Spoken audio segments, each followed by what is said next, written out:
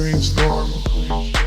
BrainStorm 9000. Welcome to the world of BrainStorm 9000. I'm your host, Master McMaster, sitting here with Dr. Schultz. I cannot make this noise and voice. I'm sorry, I was trying to go for one of those trailer voices, which are, those always like really intense males, which where are the female trailer narrators? I'm just saying, #feminism. I agree. So hashtag BrainStorm 9000. We are welcoming you to yet another brand new episode. Now we are going to talk about screen addiction. So, life is actually interesting. I comfortably took a backseat today on a bus, and guess what? A young mother with a very young child decided to sit next to me. The child was probably 4 to 5 years old, and the mother, together with the child, was scrolling through her iPhone all the way. I was in Whole Foods yesterday. Yes. And saw this young mom with a baby in one of those really fancy strollers. I only know that strollers can be fancy now because of Instagram and everyone my age is having children except me. And they're all like, oh, I got the top of the line. So this really fancy stroller, fancy fucking kid with an iPad just like literally inches from her little face with, a game, bright colors, really irritating noises. Mom pushing the cart on a phone also. I don't know what she was doing. But anyways, they bumped into me. It was a little awkward. So people love their screens. We have, in our first episode, we talked about whether or not being attached to your screens or even being addicted to your screens is a problem. And in our last episode last week, we talked about why these things can be so addictive and why things like your phone and your computer and your television and all these different kinds of technology, why they can cause all of these compulsive addiction type behaviors, some might say. So this week, we want to talk about the effects that this all has on our brain. And then we want to talk about potential solutions. There are a lot of people talking right now about ways to curb your screen use, ways to make sure that your child grows up in a screen-free environment. So we're going to go over those. We're going to go over the typical ones, and then we're going to hear from our resident expert, Dr. Schultz, about his opinion. Exactly. I would like, in a very uncharacteristic to our team way, to play the devil's advocate myself. Play away. Probably most of our listeners heard that there is this train of thought that we are entering a part of a normal evolutionary process that some authors call posthumanism. Posthumanism. It all started, I don't know when, but the most famous philosopher who talks about it is Nick Bostrom, Bostrom. And Bill Gates and Elon Musk love him and talk about posthumanism quite a bit. So the idea is that we are about to evolve into initially enhanced human intelligence, hence Neuralink, right, to help our brain out, to connect it up to computers, and then evolve into artificial intelligence. But this isn't talking about actual evolution in the sense of natural selection, right? This sounds more like a cultural evolution. Well, one of the characteristics of the evolutionary process, there are 4 main ones, is that nature overproduces the number of the representatives of the species and then chooses out of them. So I'm not saying that Dr. Bostrom talks about it specifically, but one of the trains of thoughts is that, for example, autistic spectrum disorder is not actually a disorder. It's kind of creating humans who have capacities that allow them to live in harmony with computers. Just throwing it at our audience to look into. So, what some people are trying to say is that the obsession with computers and screens is a part of a normal developmental process. I don't think that anybody knows whether it's true or not because it's very new. Evolution takes thousands and thousands of years, Millions even millions. And we are dealing with computers for how long? I don't know. Let's say Less than a century. yes.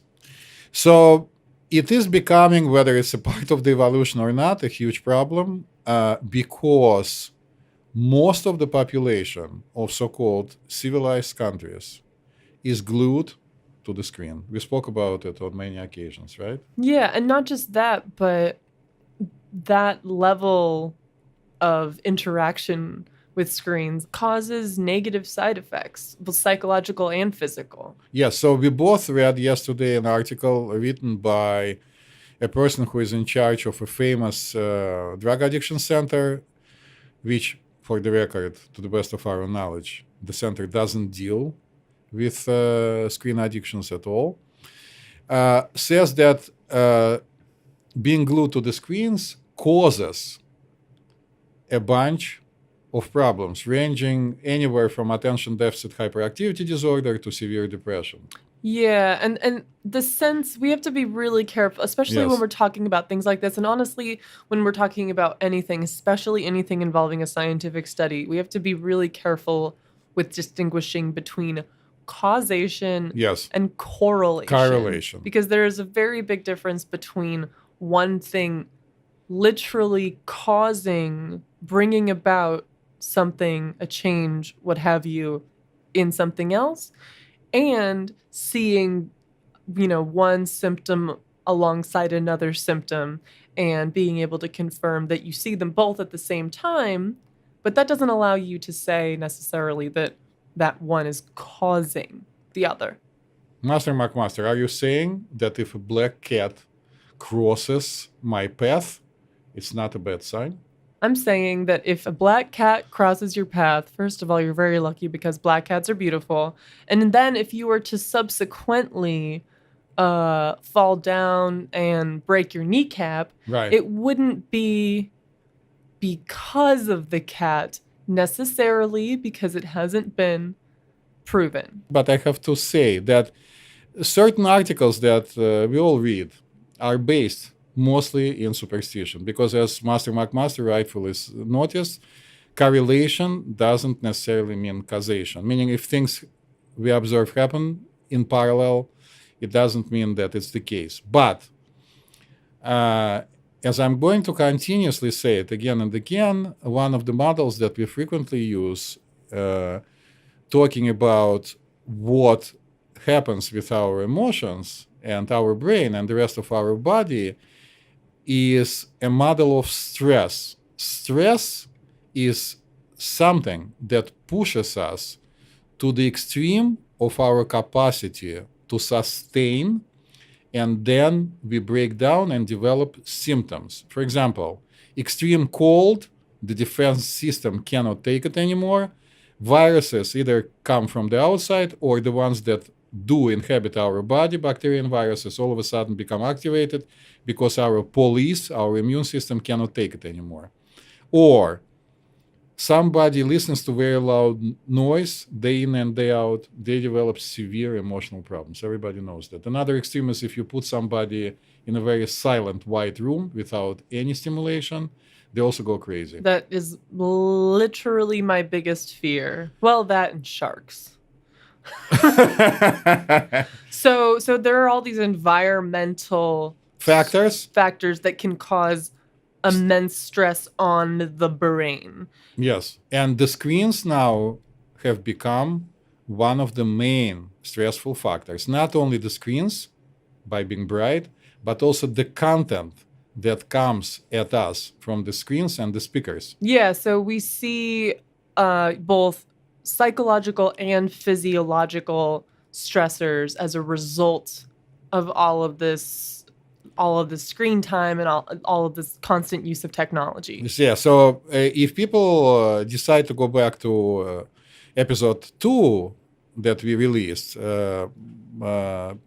about the millennials, there is a conversation about needing to receive almost an immediate response to whatever you send out on the social media, either your tweet or most frequently your text or a post on the Instagram, I'm guessing, right? What else is going on? Oh, I gotta check how many likes I get.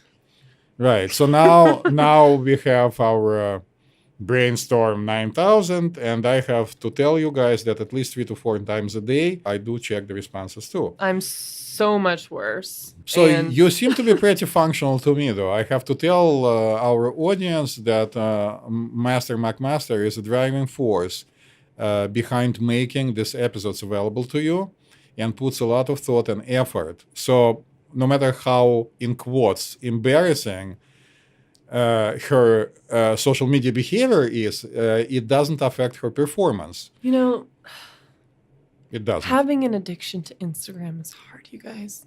But I find a way to persevere. Are you crying? And it's not without lack of trying.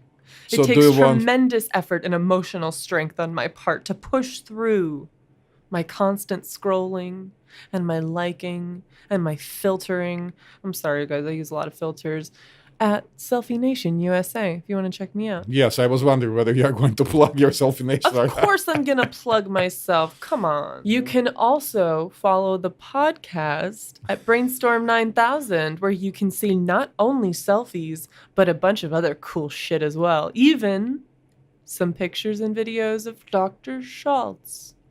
Exactly, McMaster. So going back to, not that we actually are not talking about it all the time, back to the topic. So I guess in the previous 2 parts, we made already a couple of points to make sure that we understand, that our listeners understand that we are all now subjects to obsessive screen use. And I don't mean it as a diagnosis. I'm not saying that everybody who uses screens has OCD, obsessive compulsive disorder. Sure, that is. yeah, no. All I have to tell you that I already evaluated a year ago and treated successfully using brain technology techniques a young person who doesn't want to be identified in any shape or form and refuse to come on and talk about their problems, but very successfully from a cell phone addiction. I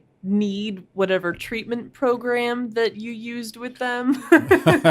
So we'll talk about some of those suggestions later on. Yeah, but let's try to see how this model of stress response apply to the screen addiction. So first of all, I would like to emphasize that probably, at least I hope, maybe naively, an overwhelming majority of our listeners and people out there are in front of the screen because they have to. And they have to in 2 capacities. One capacity is at work. I personally spend up to 10 hours a day writing notes in the EMR, electronic medical records, because I have to. There is no choice. Another also activity that is common and should not be taken away, and is not going to be taken away whether you like it or not, is watching TV.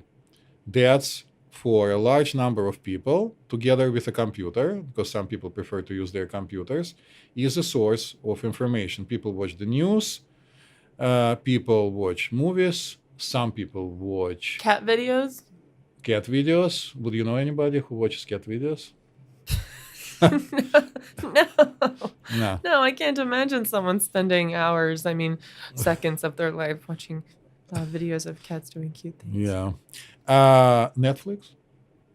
I've never even heard of it. It's on constantly. Then there is the thing that I have on my TV but never watched. It's called Hulu, Hulu. Oh, yeah. I also use that quite a bit. And then there is this thing that is called, I'll spell it, YOU, capital TUBE, I think. Right? I believe what Dr. Schultz is trying to say is YouTube.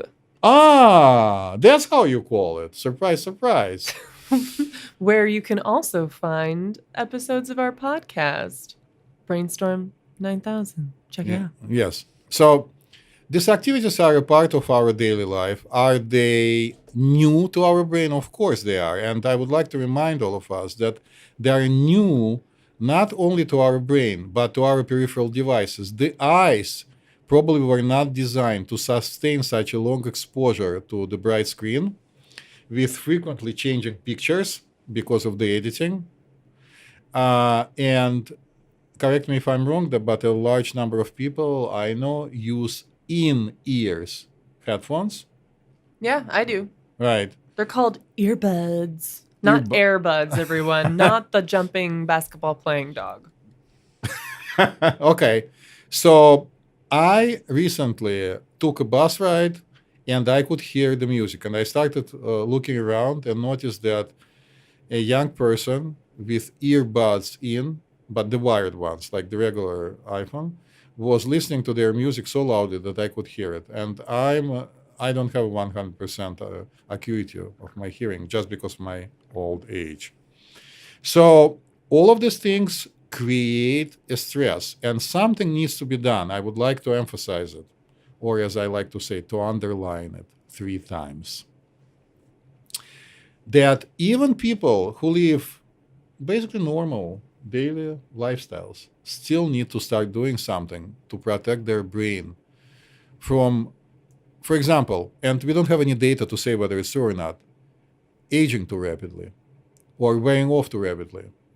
I don't even know what I'm talking about here, but it's a possibility, right? Yeah. You know, there is a bunch of paranoid people who feel that the emanations from the cell phone, when you hold it to your head, can be damaging to your brain. So they use exclusively wired earphones because they're afraid that the Bluetooth earphone is also damaging to the brain. It's a growing concern for a lot of people. So let's kind of break down some of the most commonly thought psychological stressors that are caused by screens and social media. Yeah, so one of them that I would like to name, and it's going to be kind of a continuation of my thought, is plain addiction to the screen. It is a problem. And in our last episode, Dr. Schultz broke down for us how addiction works, you know, on a brain level. Yes, and to we the best talked of our about, knowledge. Yeah, and we talked about some of the ways in which all of this stuff can trigger that addictive behavior. So, I mean, and a result of that kind of compulsive screen use can cause a lot of different things. So here are some suggestions. So one of the main ones is anxiety. So it triggers anxiety. It's not that it causes anxiety, but a person who is exposed, depending on their sensitivity, might experience anxiety, sometimes quite severe. Sure. For example, anxiously waiting for somebody to retweet their tweet. Sure, yeah, that's like FOMO. So the idea of leaving your phone or having your phone break completely, or even just having it, you know, the battery being dead and not having access to your phone can cause legitimate psychological stress, anxiety, and even a sense of desperation for people, because all of a sudden they're cut off from access to all this information that they're normally used to being able to access immediately. Yeah, I have to tell you that yesterday I had a client coming in who is actually much older than a millennial, probably in his 50s, who was charging his cell phone in the waiting area. And then when he came, I offered him to continue charging the phone. And he said, yes, I need to have my phone charged at least 75%. Otherwise, I feel very anxious. Yep. So to make it funny, I asked him, do you make sure that your car is filled up at least 3/4 of the tank? He said, yes. Oh, I would definitely prioritize the phone over the car. Right. But so another thing that's very closely related to anxiety is distraction and the inability to focus. With phones, screens, televisions, we have all these dings. We Right. have these constant visuals, often rapidly changing. We have this buzzing, and all of these like invasive notifications pull our attention away from whatever we're doing, whether we're in the middle of a conversation, whether we're in a business meeting, whether we're in the middle of reading a book or doing something else. That ding, that buzz can just pulls our attention away and causes us to become distracted. Here's another example that I personally experience all the time, and I'm sure a lot of other people do, about how this screen technology, especially smartphones, can be super distracting. So a lot of people use we mentioned this in a previous episode, but a lot of people use their phones as their alarm clocks. Yes. So when I'll check my phone to see something, like to turn off my alarm, or I'll be like, oh, I need to check the weather, and I'll open my phone to take to check the weather, to set my alarm, or to do some, like to send a message or something, and all of a sudden, like 10 minutes later, I'm in a Wikipedia hole looking at the fact that, like, a list of different insects that were named after celebrities. Look it up. It's a real page. Or don't. And then I totally forgot why I initially wanted to look at my phone. Like, I cannot remember what I was initially trying to look up, because I have all of a sudden access to basically the entire internet, and I get distracted so easily, and I'm trying to multitask, and it just makes it so much more difficult to focus on whatever task I was going to do and then go about my day in a productive manner. So I would like to say a couple of things about it while we are on the topic. So first of all, I'm not sure, actually, that most of the humans, Earthlings, were designed to multitask. I personally hate the term. Yeah. I hate making people do it. Do people who work for me at the front desk multitask? Of course they do. And it's not infrequent that while they are, rightfully so, on the phone and at the same time staring at the computer screen and trying to check what's happening with messages, let's say from our clients, they get distracted, and one or more than one of the tasks does not get completed. Yeah, or mistakes are made. It's much easier. Sometimes pretty significant mistakes. Yeah. And even I think just the fact of having that smartphone in your pocket, or that tablet, or what have you, having access to that and knowing that you have access to that, immediate access at all times, I think that in and of itself is distracting, because you always know in the back of your mind that you have access to see what's new on Twitter, what the latest news story is, whether or not your friend texted you, if you've gotten any emails. Like, just knowing that, I think, can be really distracting and make it hard to concentrate on whatever you're doing. Yeah, so yes, we are very connected right now, but we kind of, we have a tendency to be disconnected from the outside world. Yeah. Somebody was talking on our podcast about running into objects on the street. Yeah, so I was going to mention that, actually. So we mentioned in our first episode that screens can also cause distraction in dangerous situations, like car accidents. Like, now it's like illegal to text and drive. Or, for example, someone like myself, Master McMaster, walking into innocent strangers, or street poles, or trees, which I have done. And I'm sorry, trees. I'm sorry, strangers. I was staring at Instagram. I can't help it. So we could go on and on and on, listing all different issues that computer screens can cause. Do you want to continue the list, or should we start talking about what needs to be done? Let's talk about a couple of other things that are correlated. Okay. Some other forms of psychological strain that are correlated with excessive screen use. Okay. So one is like a lower self-esteem, because social media, for example, gives us access to all of these people's lives and seeing what they're doing constantly. And of course, on social media, most people present only the best form of themselves, and they can edit all the photos, and they can use all those filters to make themselves look perfect. And that can cause a lot of people, especially women, to feel bad about themselves. Well, I can tell you, man, too, I'll never forget, before all this happened, Russian immigrants used to send their relatives in Russia who were still there a picture which was normally called "My First Car in the USA." So somebody would come to a Mercedes and have a picture taken. So That's what people do for the Instagram every day right now, right? Like Yeah. you don't own a car, right? But you put on your best clothing and you Right. come to a Mercedes and have your picture taken. You're presenting an image of yourself that maybe you want to present to the world, but other people see that and then they think, oh, well, my life isn't like that. I don't look that beautiful all the time. I don't look that glamorous.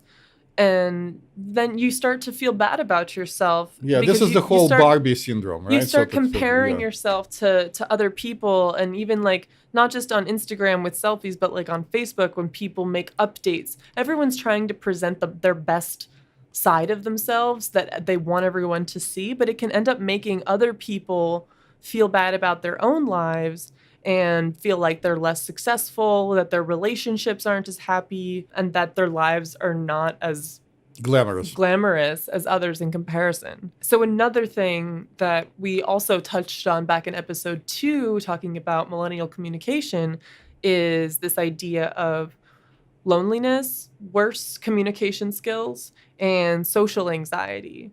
So the idea that you spend so much time on social media and that becomes your main outlet for talking to other people is through these digital platforms on your phone, on a Reddit, or on your phone, texting people or connecting on social media, on your computer, in Reddit forums, or other types of communities, and that all of that digital communication then displaces face-to-face interaction. Yes. And can make it harder to communicate with people on that more personal, intimate level.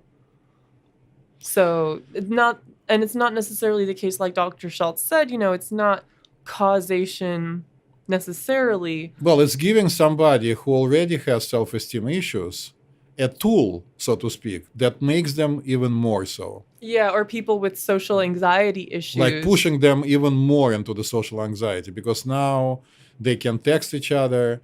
They can keep that safe distance that makes them feel comfortable. Right. So it sounds like it's a good thing, but it's not, because what if you really like somebody and you want to meet somebody and you are too shy to come and say hello? Mm-hmm. And I keep saying to a lot of people who I have to give advice to, who ask me for an advice, that the liking is usually a mutual thing. If you like somebody, there is a very high chance that they like you too. Mm-hmm. And the only thing you need to do actually to start the conversation is to come and say hi.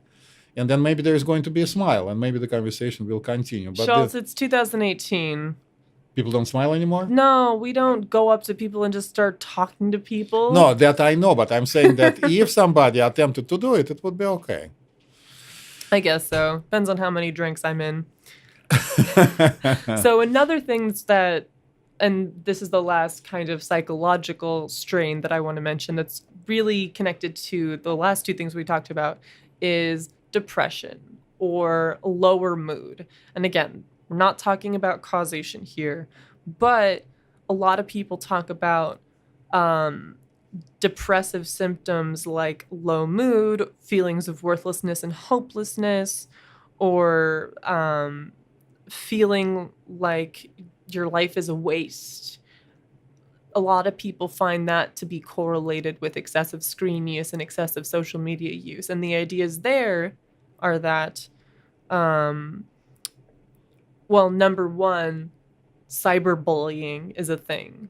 And this is a real issue that we're not going to go too far into, but this is a kind of negative social interaction that the level of negativity that it can cause is, I think, astronomical. Like, without the internet and without access to all these devices, that kind of thing just wouldn't happen, because all of a sudden when you're on the internet and you're on something like Reddit or you're on YouTube or you're on Twitter, you're anonymized, and it brings out kind of the animosity in people, and people can say terrible things to other human beings because they don't just say it to their face. There's a difference between, talking shit to someone's face and saying it when you're behind a screen, which is why we see so much cyberbullying and why it's so much more intense for the most part than like face-to-face bullying. So there's that aspect. And then, another aspect is, having a distorted view of other people's lives, which we already spoke about. And then there's the idea of feeling like that guilty feeling that I think all of us experience at some point, that you like when you just went on a internet binge or something, and then you feel like all that time you just spent is a waste. So let's try to take perspective of what you just said and sort it out and see what's going on. I'm going to start from a sudden statement. There is a movie which is called John Wick Chapter 2 with Keanu Reeves. In that movie, Keanu Reeves plays a professional assassin whose life is up for sale, and other professional assassins are out to kill him. In the process of the movie, I think, which I happen to unfortunately see, the character that Keanu Reeves plays, whose name is John Wick, winds up killing about 150 people. One of them he kills by sticking a pencil into his eye. What? Well, how is this right?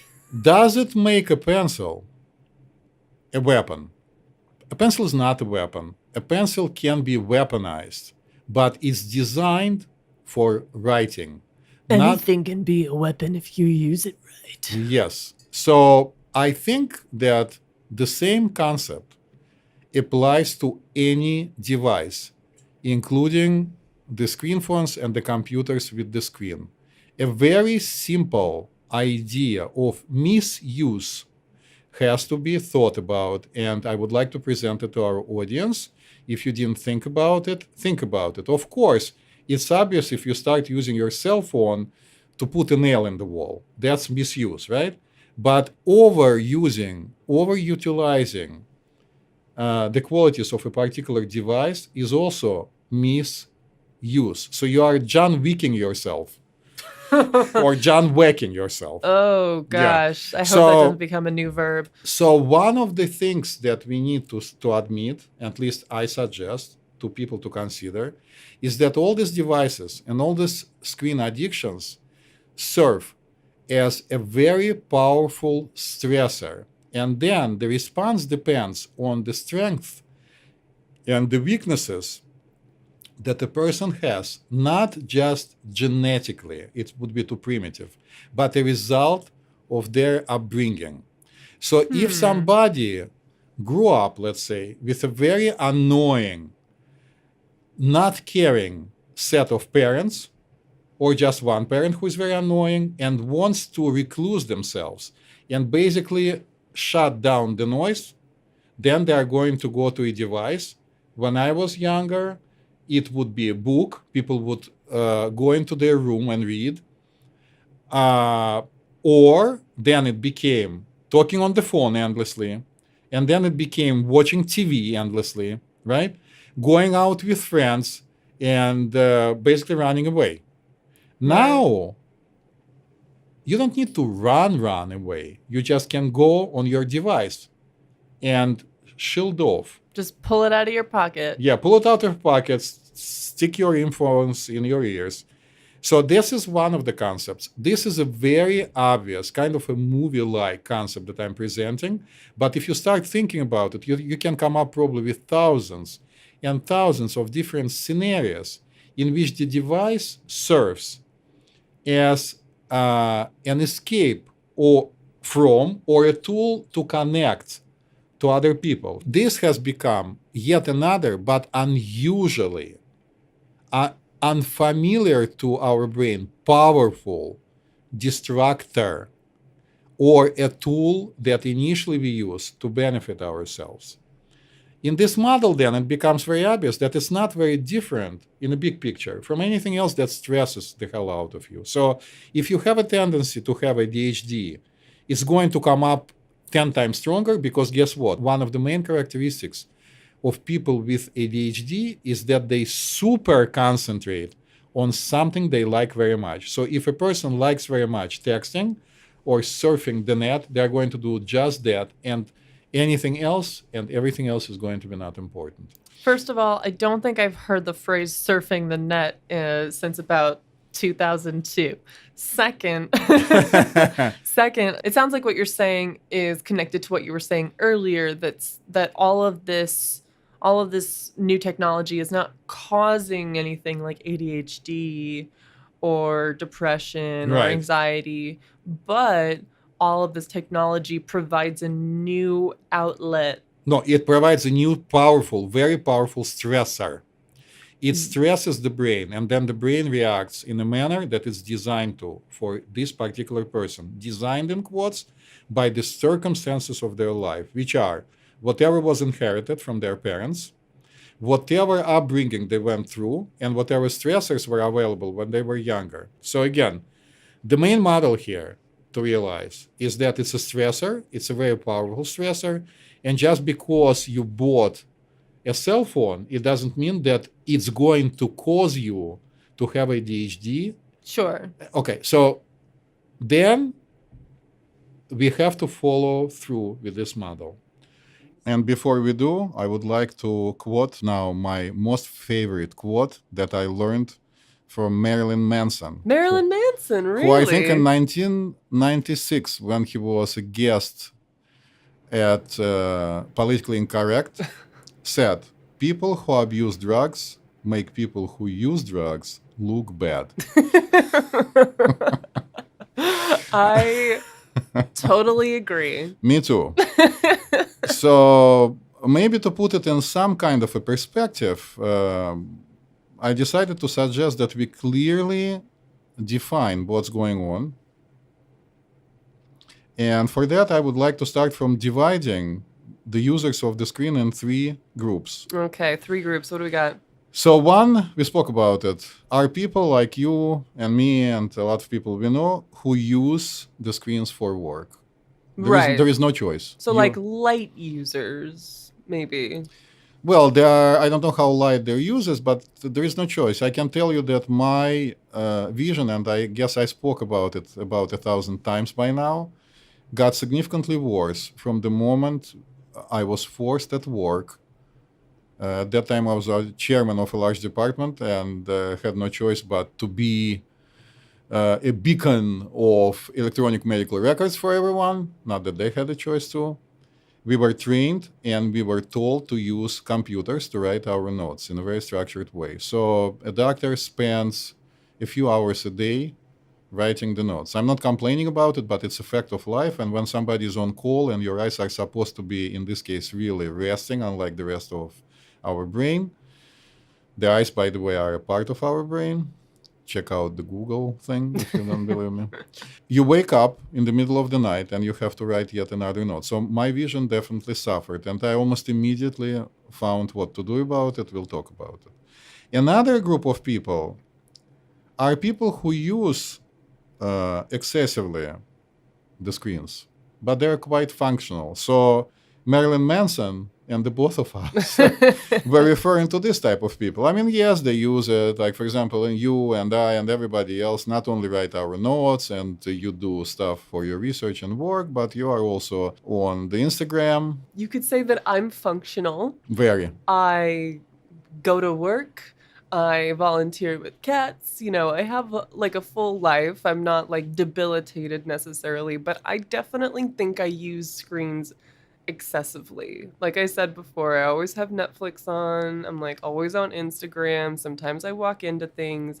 It's not great, and I know I need to work on it. There are people who really abuse the screens because their life, by definition, rotates around screen use.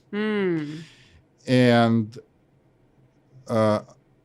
we kind of missed, I guess, a conversation, which is probably a larger conversation about video games. We didn't talk about them, but this is an enormous, whole different type of activities. So when somebody's life rotates about all this stuff, then it's abuse. And it's important to remember also that one type of addiction feeds another. Clearly, screens, whether you are on the more serious tier of addiction, life rotating around it, or if you're just, you know, an excessive user or a daily user, it's Right. impacting us in some way. Right. Our brains, our psyche, Right. our peripheral devices, all kinds of things. So the big question that everyone wants to know, what the fuck do we do to curb this, to prevent this? What, like, we're already so deep in it. Like, what can we do now? Okay, to make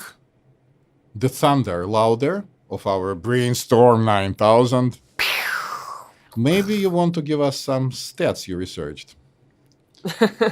So this is something that a lot of people are talking about because, like we've said before, you know, people are starting to notice this more as an actual problem. Okay, so as far as what, you know, the internet suggests you do, well, okay, this first one is my suggestion. You could just get rid of screens altogether. You could move to the forest, join a convent, make friends with a bird. Just one bird? I mean, do you need more than one bird friend? I don't know. Well, if it's a cockadoo and talks, probably not. Yeah, I guess so. So that's one option, but assuming that that's not the most desirable or practical option for most of our listeners, there are other kinds of things that people have suggested. Like, one is like setting rules for yourself. Like, you have designated times throughout the day for yourself where you are not going to use your phone, like between 5 and 7 p.m. or certain times, like certain events, like no one's going to use their phone at the dinner table, things like that. And then, you know, other things are like set a timer, which Dr. Schultz mentioned before that he does for himself, which Right. I unfortunately don't have the self-discipline to do, but hey, I'm working on it. And then, you know, other things that people have suggested are to like have people change your passwords so it's harder to log into things like social media to like keep you from doing it. So it's like an intervention already, right? Like Sort of. somebody comes and forces you not to do it. Yeah, sort of. And then another thing is like, because our phones are so easily accessible, they're always around us, they're always in our pocket. Most people don't have to move anywhere to actually get their phones at most times of the day. So one idea that people suggest is to keep your phone out of sight so that you depend on it less, you use it less, it's not always easily accessible. So those are kind of like some of the basic recommendations. And then people have created all kinds of apps, which is kind of ironic, right? Right. Apps that will help you curb your screen addiction. And there's a couple, there's a lot of them. There's a few really interesting ones. So there's one that's called Freedom. And this one allows you to create block lists, like certain apps that you won't be able to access. And you can schedule, you know, time away from the apps where you won't be able to look at them from certain times of the day, like maybe while you're at work, because, you know, they'll be distracting. And, you know, these things, of course, cost, you know, like, what, $7 a month, you know. $7 a month. It's not cheap. And there's another one called Off the Grid. And this I find this one the most entertaining. Where basically it blocks you set how long you don't want to use your phone for. And it will block the use of your phone. You can still access it, but if you do during the time that you set for yourself that you're not going to use your phone, the app charges you $1 each time you end your session early. So there's like a weird financial incentive there. Does it pay you if you use less? Hell no. These are all in it for the profit. So only negative reinforcement, no positive reinforcement. Pretty much. Okay. Yeah, and you know, there are other ones that are more designed for like parents, where you can like do a parent mode on your child's phone so that you can like, you know, you can set up like a time bank where this is how many minutes or hours a day you can spend using your phone. And, you know, once you hit that limit, like you're cut off. So these are our technological options. This is just an overview. There's so fucking many of these. as our resident expert, Dr. Schultz, what do you think? Do you think any of these have some merit, or do you have some other suggestions? In our last episode, you talked about meditation as I'll something talk that could about help. meditation, of course. But before I talk about anything else, I would like to say that I want to suggest all of us to use a very easy to understand platform from which we look at all these methods that are offered to us. And here it is. Ready? First and foremost, one needs to appreciate that there is a problem Yeah. and needs to want to address it. Without the appreciation and the desire to change your behavior, nothing is going to happen. No parents, no apps, and nothing else I'm going to talk about later is not going to be utilized even. Like, and then they'll find a way to hack in it and get out of it. Right. Similar to like drug addiction. Right. So help cannot be and should not be enforced on someone unless they present danger to self or others. So, for example, this patient of mine who is kind of not 21 and comes from a particular parental environment was told to go and seek help because this person wasn't able to sleep even, not functioning. Oh, wow. So maybe it's the time for our in-house expert, Dr. Schultz. Do you know who that is? By now? Oh, no, I don't. I'll ask him to talk. Okay. Hi, I'm Dr. Schultz. So I'm going to talk about a very important point that I always make. And I hope at some point it will become so boring that people would know it by heart. While the stressor could be the same, and the mechanism which is utilized by, in this case, the brain, to respond to the stressor could be similar, the reaction of an individual could be different. So any type of addiction, according to the modern, fashionable, and I would like to say it very clearly, maybe I should have said it loudly, but I'm afraid it's not going to record.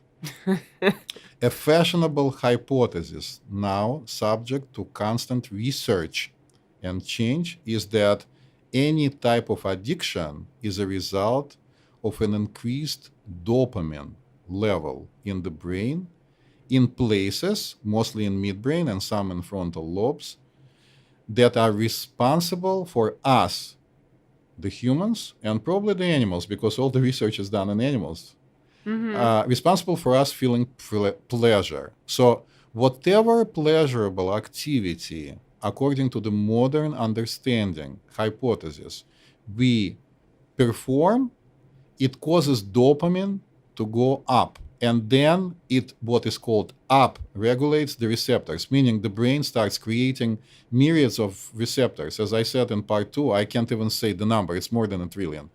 It's very easy to make. A receptor is just a part of the wall of the cell, the neuron, for example, in this case. It creates it immediately and says, give me more. So somebody might get hooked on getting dopamine levels increased from being on the screen, similarly, playing the video game, or being addicted to sex, to food. We know a lot of people who are addicted to food. Guilty. Guilty. Yeah, but we are not actually addicted, right? As Dr. Perkel told us, I mean, we eat, we like to eat. But our life doesn't rotate around eating. I actually, as a doctor, met people who are addicted to food. It's actually a total disaster to be discussed at some other point. Or they can be addicted to drugs, which, as Dr. Perkel said in our second episode about addiction, right? that it's basically a shortcut. It's a shortcut. The brain wants pleasure and it gets it. So then there is the next stage, when the upregulation is impossible anymore. So there is a steady balance. At this point, heroin addicts would report to you that they need to use just to maintain sanity. Like, there is no pleasure anymore. Right. But if you don't do it, you feel displeasure. You remember you told all of us in part 2 how you tried to be screen-free for a day and wound up watching a It was show. a total disaster. Really? I caved so quickly. Yeah. So then there is a period of down-regulation when the brain says the hell with it and basically might decide to start closing down some receptors. It's still a displeasurable feeling, Mm-hmm. but what you want to do, if you feel that you want to help yourself with your addiction, is to find a path to downsizing the number of receptors that are responding. In this case, again, it's a theory, it's a hypothesis, fashionable, seems to have some proof behind it, dopamine. Mm-hmm. So I suggest that people from the first two groups, meaning people who are made look bad by people who abuse, right? Meaning excessive users and also people who are forced by the circumstances of their lives to be on the screen. By the way, people who work on Wall Street, I know a few, are on the screen 105 plus hours a week, which is insane. Oof. So these people, if they want to, they need to do certain things to decrease the damage to the brain and the peripheral devices of the brain. The And damage to- that's already been done. Yeah, and or if they were lucky and listened to this podcast, which I hope it's not the case, when they were 5 years old, this podcast is for people 21 and older. There are certain things to be done from the very beginning. So, guys, imagine that our current computer environment is pretty similar to you landing on the moon. Okay. You need protective gear. And also the type of food that you take and the type of exercise you are subject to should be slightly or significantly changed. So the protective gear for everyone would be special glasses that prevent you from the glare, and or there are certain applications on computers at least that change the screen to a different color. It becomes yellowish. Yeah, like my iPhone has night mode. Yeah, so there is no glare. I learned just yesterday because I was preparing for this episode and started looking up the apps that I thought might be helpful and found out that people rate them 1.8 the best. So if anybody knows the Not app, popular. well, but if anybody knows the app, please tell us you're using social media and we would be very appreciative. But it turns out I wasn't able to find them, but I was told that actually Androids, without mentioning any brands, also have in their body installed options when you can decrease the glare. Another challenge, of course, if you are listening to a lot of materials, I imagine that people who work in the media, for example, for TV and radio stations, have to listen to a lot of materials and watch it. So wearing the glasses is a good idea. And also it would be nice if they were able to decrease the volume to the volume that is good enough but is not too loud. Right, because that can fuck with your ears. It does. It does. So your peripheral devices affect your brain in many different ways. And I know right now I'm going to sound as if I'm 63, which I am. Just take it from me. Your vision and your hearing, according to research, data, and my own experience, have a natural lifetime. The lifespan of your perfect hearing and your perfect eyesight is not forever. But you are looking into not only today, I respectively suggest, you want to be able to enjoy your life tomorrow when you finally retire from your crazy work that you hate, or maybe the beautiful job that you have right now, and can enjoy life, meaning be together with people, have nice food, have sex, travel, have some wine, relax, live a life. So there are also certain things that we need to understand what kind of food our brain likes. Of course, it likes pizza Duh. and ice cream. for actually a good reason. So as I said before, and you probably all read it on the internet by now, our brain consumes about 20% of the energy produced by our body. We need to remember that a significant portion of this energy is also eaten up by the process of producing this energy, because stuff that you put in your body needs to be digested. It's a very simple concept. In order to digest and get energy out, you need to spend energy. So it's called efficiency of the process has to be high. Digesting pizza or hot dogs takes up significantly more energy than digesting natural, organic substances. What about organic pizza? Good luck. Go to Naples and find it there. So, on the other hand, of course, we like pizza because after being digested, cheese and bread make our body produce certain substances that are very pleasurable to the brain. So if you want to feed your brain better, you need to watch what you eat. You need to take supplements.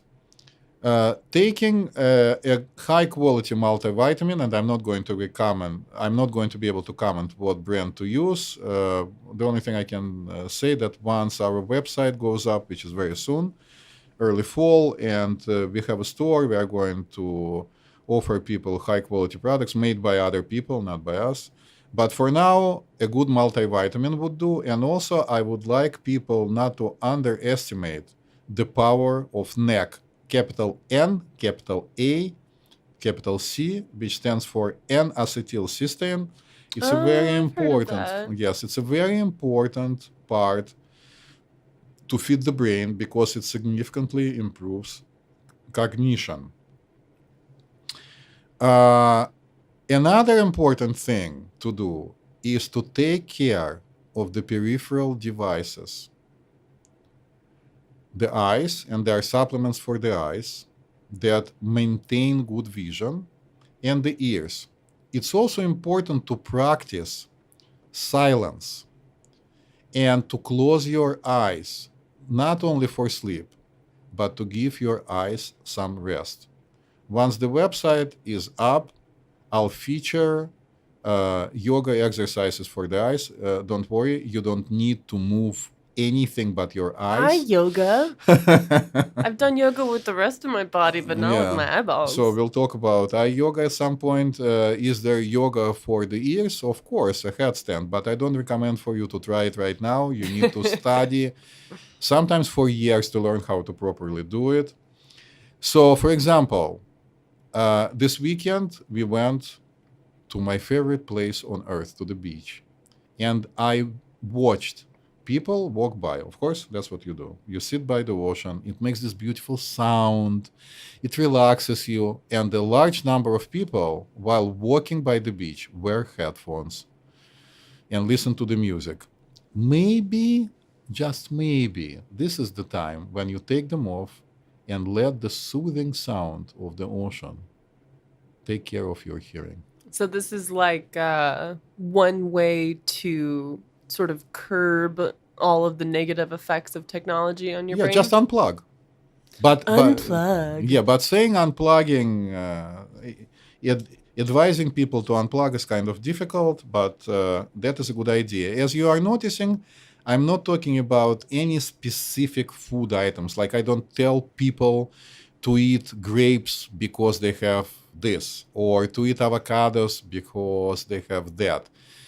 To be so precise, I would need to sit down with a person and learn significantly more about how they are, because even nutrition needs to be individualized. First of all, there are certain things that you just cannot tolerate. Then there are things that you really hate and wouldn't eat under any circumstances. So somebody needs to sit down with you and design for you an appropriate nutritious protocol, but just follow very basic main guidelines. Less garbage in, less garbage out. Okay, so it's not just about like, oh, we should look at our screens less. It's more of like a whole body health Absolutely. thing. Yes, it has to be done. And I hate to say it, but the audience probably is very receptive. You also need to exercise because it's a No. different type of activity. For example, I have a friend whose son swims professionally. And I was surprised to learn that there is tons of research done that shows that while you are engaged in swimming, for example, certain other parts of your brain are involved. And when you do some other physical exercises, other parts of your brain are involved. Now, I don't want to be inappropriate, and I'm not trying to be funny, but I can tell you that a motto very frequently used by people who talk about brain health, good sex means good brain, actually is even scientifically proven, because the same areas of our neocortex that are involved in processing information, decision making, are stimulated by good sex. So if you have a partner and you know how to enjoy safe sex, and you are not going crazy and addicted about it, all the kudos to you, because it's also going to be helpful. Another thing that I would like to tell people, that when you go to the club and you consume a bottle of tequila or a bottle of Grey Goose, you damage your brain. Hey, no, Yes, don't tell me that. Yes, you do. So maybe it's not such a hot idea, although it's commonly done, to spend hours and hours at work, 60 plus hours, and then go and kill more brain cells. But I know that I sound like some kind of an old grouch here. But it is true, though. How do they say, work hard, play hard? Mm-hmm. Okay, I disagree. Of course, one of the best things that is available to decrease the damage of the media and the screen is Neuro Biofeedback. But before Neuro Biofeedback done, ideally it would be nice to have somebody's quantitative EEG done. You had it done, you know how it is. Yeah. To see if there is any damage at this point. So it's kind of like having a physical for the brain. Yeah, and we'll do like a whole episode about neurobiofeedback, but can you give us just like a brief overview of what it is? Because I don't think we've talked about it So quantitative EEG is a process when we connect somebody's brain through electrodes that are not invasive. They are on the surface of your scalp with some gel. At this point, that's how it's done. They're not dry. In usually 19 places, and these electrodes are connected through the amplifier, special amplifier, to a computer with special software. It records raw electric activity of the brain, and then it's streamed to a particular place where people process it against normals, and you can see in color what's going on with the electric activity in the brain in different important parts of your brain. Green, perfect. Red, too much. Blue, too little. So then neurobiofeedback, utilizing a principle of operant conditioning, uses very simple technology, actually, to straighten it out. So it would be nice to have it done as maintenance, and I would be very happy to discuss it with anybody who is interested. A very good book to read about it is called Symphony in the Brain. Before I talk about meditation, I would like to talk about the younger population. People who you, our listeners, are going to give birth to, already gave birth to, your children. Or adopted. Yes. So younger brains have more plasticity, which means that they are more susceptible. So we do need to develop the guidelines of when to allow exposure to all this stuff. Right, early prevention. Yes, we don't have them. Research is probably done, but doing research in human subjects is very difficult because, as you can understand, it would be virtually impossible to find in the same area, and it needs to be done in the same area, a group of children who are exposed and a group of children who are not exposed at all. Like in New York, it's impossible to do. Mm-hmm. But we need longitudinal studies to get the answers. Right. Just to play the devil's advocate, Again. one might suggest that since for the youngest people, it's easier to adapt because they have more plasticity, maybe it makes sense to start them earlier. Like, for example, imagine that all you do is you hunt poisonous snakes. So then, in some cultures, they introduce you to a little bit of venom, then a little bit more of the venom, then a little bit more of the venom, and then 3 to 4 years later, the snake bites you. It's one of the methods, but I don't know how to do it. I mean, kind of like vaccination, emotional vaccination, maybe not such a bad idea. Regardless of what I just said, video gaming and screen exposure should be definitely rationed. Children and some adults should not be spending all day playing video games. Why not? Because they have no life. I mean, think about it. You go to school, you have an expensive TV set, and you have a very expensive gaming device, and you play games all day long. And then time to graduate. So you graduate the last in your class, and then everybody else is excelling in life, and you are still playing video games in your basement. You think you can't get good grades if you play video games? I don't know. Maybe somebody like you, Master McMaster, can, but I wouldn't be able to do it.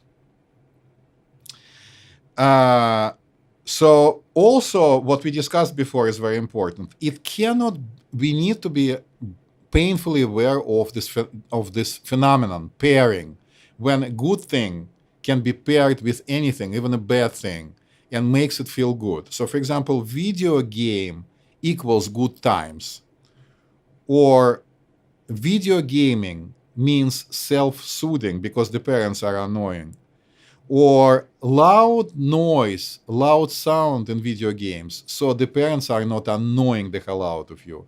This is not a good idea, which brings me to say something very obvious. Good parenting, loving your children, not just stuffing them in front of the screen so they are not annoying you, is not a good idea.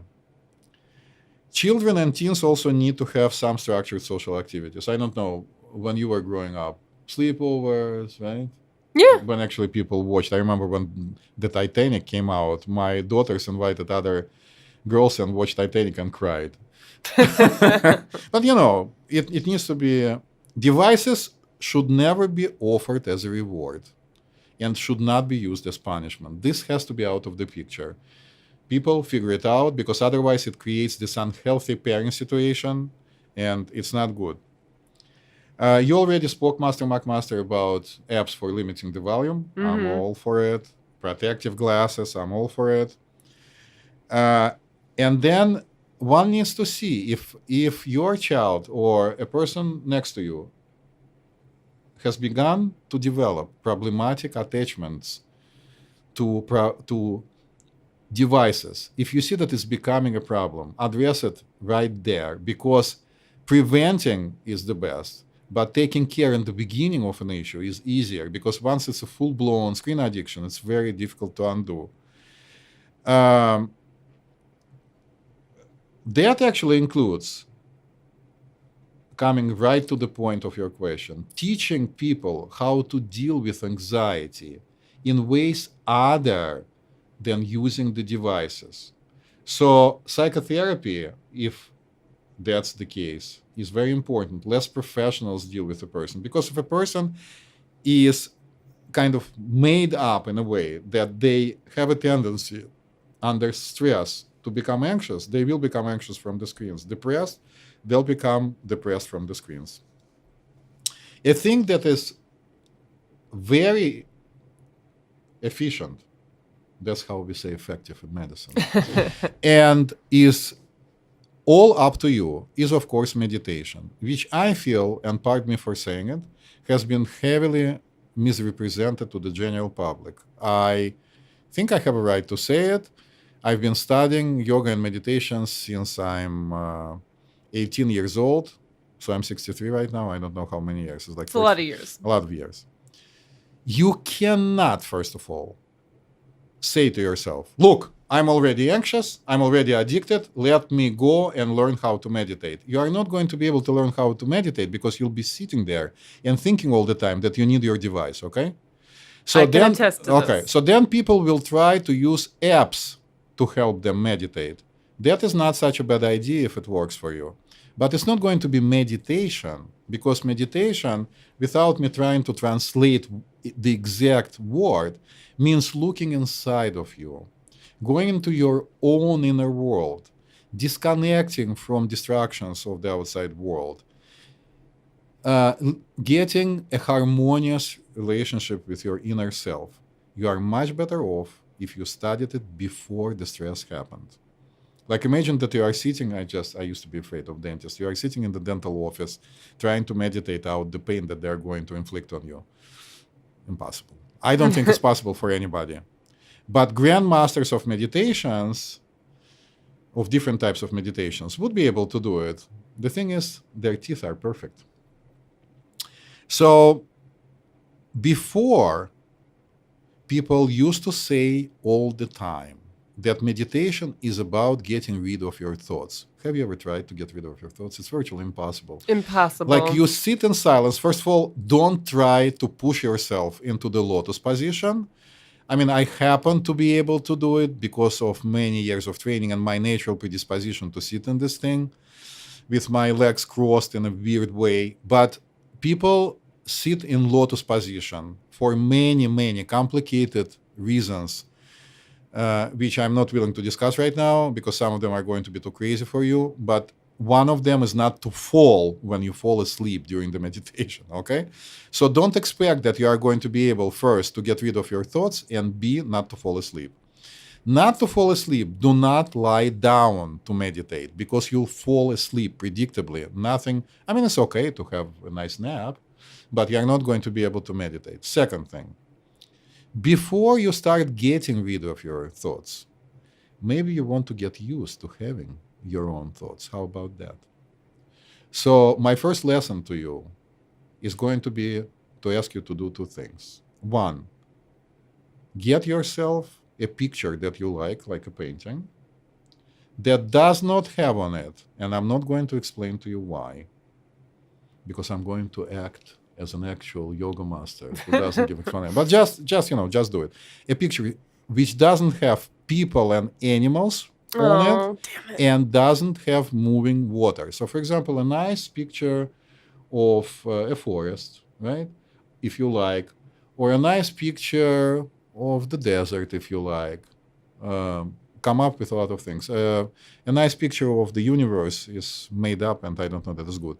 And then sit down in a comfortable position. You can sit in the chair. Have this picture at your eye level. Doesn't have to be very large, at a comfortable distance from you. And in a silent space, no music, look at it first for about 1 minute and see whether you can do it comfortably. Once you are done being able to look comfortably, I'm not saying lose your thoughts, comfortably at the picture without doing anything else, even if it takes you forever, increase the amount of time to 1 minute, and then gradually come to 5, and then try to do more. Do not do more than 10 minutes of this activity. People should not be meditating for more than 10 minutes at the time. So, no need to get rid of your thoughts. They are welcome. The only thing you do, you are sitting there and basically staring, you can blink at the picture. Once we had another couple of episodes, we'll have our meditation corner from now. Okay. And our Schultz Guru Schultz, is going to lead us to the next step. I would like also, in a few minutes that I have left, to talk about a value of psychotherapy and medication. So, psychotherapy could be very helpful, cognitive behavioral therapy, to teach you how to be in harmony with your thoughts without a constant need of distraction from the outside. You do need this type of help. Or a lot of people now, and it's becoming more and more popular, are getting people who call themselves life coaches. Life coaching is very popular, and I'm all for it, and actually thinking about introducing these services in my office when I can find how to do it so people can afford it. So a person like that, and I know a few of them, basically does this, calls you in the morning, you agree, and says, Charles, get out of your bed. Like, stop listening to your thing. And basically does what you ask. So you volunteer for this person to be basically Your mom? a combination of your mom and a drill sergeant. Okay. Okay. Medications.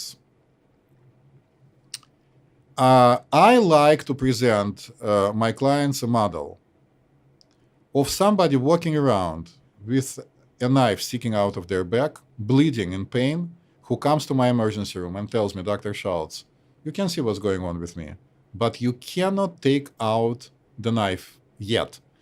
Please do whatever you can to help me not to feel the pain. Please stop the bleeding. And then when I'm ready, I'll come back to you and you'll take the knife out. Yeah, that makes sense. So, people are in a bad relationship. They cannot get out. People have a terrible boss who irritates the hell out of them. Or people just must stay with the device for whatever reason, don't feel ready. In this case, I'll offer them medication. And my main concerns are going to be, first, providing a person with an opportunity to have 8 hours of sleep at night. Not to whatever cost. Of course, I'll try to work with them, suggesting certain supplements. I'll try to teach them techniques of how to go to sleep. That is going to require for them to shut the phone off. Many other things. But if it's impossible, medication is going to be helpful. I'm not going on purpose to discuss any particular medication for 2 reasons. First of all, everybody is different. Second, I think that we have to have an episode about medications ASAP, so I can share my infinite wisdom. It's on the list. All right. I think by now we covered most of the stuff. It's a lot of different options for Right. people to try to curb their screen use. So my advice to you, try to do it on your own. And if you can't, ask for professional help. And I would say that in the very beginning, a combination of a cognitive behavioral therapist and or a life coach is probably not such a bad idea. Do not try to use as life coach your partners in life, Yeah. your parents, and your friends. You are not going to listen to them, and you'll break up your relationship. Yeah, and definitely go to our website, brainstorm9000.com, for some tips and some ideas for different ways to curb your screen usage to better your life. Yes. So keep your brains open. Yes, keep your brains open and try not to let the screens and all of the data and noise from them flow into them and ruin your brain. It's just another distractor for your brain, people. Yes, so for now, signing off, Master McMaster. And Dr. Schultz, Have a technology-free day. or at least 30 minutes of it. Or not. Yeah, no, keep listening to our podcast. Fuck everything else, though. Okay. All right. Goodbye.